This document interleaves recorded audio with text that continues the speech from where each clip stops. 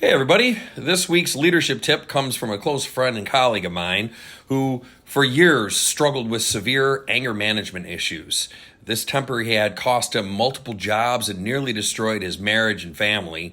And he had sought professional help, but nothing truly clicked until he learned this one simple concept, which I'll share with you today.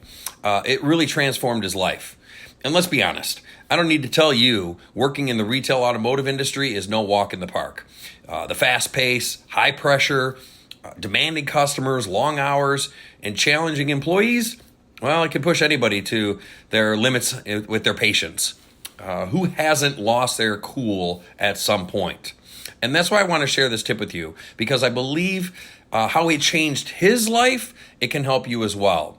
So let's get started. And to begin, I want you to take a few minutes to think of 8 words that describe who you are and what you value. A helpful way to frame this is ask yourself, what would I hope people use, the words people use to describe me at my funeral? Be honest. There's no time to be modest here. If you want to be known as kind, write down kindness. If you want to be known as being hardworking, write that down. Loyal, put loyal. Think of those words, and if you need inspiration, go to my email and look at that list that I've got there, but don't limit yourself to those examples. Now, I'm going to ask you to pause this video and create your list. It helps, and it's more effective if you do that. So take a moment, pause this video, come up with your list, and we'll get restarted. Okay, now that you've got your 8 words, here's what you got to understand. These are your anger triggers. Because these words are deeply important to you, when somebody is disregarding them, or even worse, acting in opposition to them, it's going to set you off.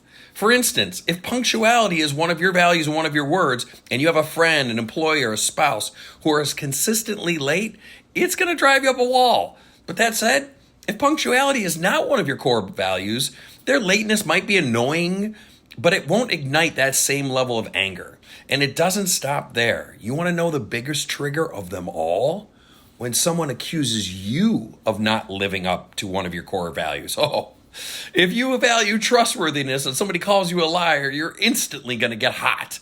If you take pride in being generous and somebody calls you stingy, you might be ready to throw some punches. So if you call yourself caring and somebody calls you cold-hearted, boom. So what's the point of doing this exercise? And how does this help you in real life situations? Well, it's all about awareness and self-control. So the next time you feel yourself getting angry, pause, take a deep breath and ask, what core value of mine is being disrespected? And why is this affecting me so strongly? So if somebody's late again, recognize, hey, punctuality is one of my values. That's why I'm so deeply frustrated. Breathe in and out, acknowledge your emotions, but don't let them control you. And if somebody falsely accuses you of something, same strategy. Take a deep breath, step back, and remind yourself, this is their uninformed opinion. It does not define me. You respond with composure. As a leader, this doesn't mean you ignore poor behavior. If an employee is consistently late or dishonest, you still address it, but instead of reacting emotionally, you handle it calmly and professionally. And when someone attacks your character, you disengage. You don't need to waste energy convincing them otherwise. You know who you are.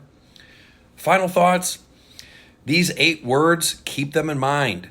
Over time, you may refine them, add new ones, or adjust them. But most importantly, next time you feel your temper rising, remember this exercise. Take that deep breath, recognize your triggers, and choose to respond, not react. That's leadership, that's control, and that's how you lead with integrity, even in those toughest of moments.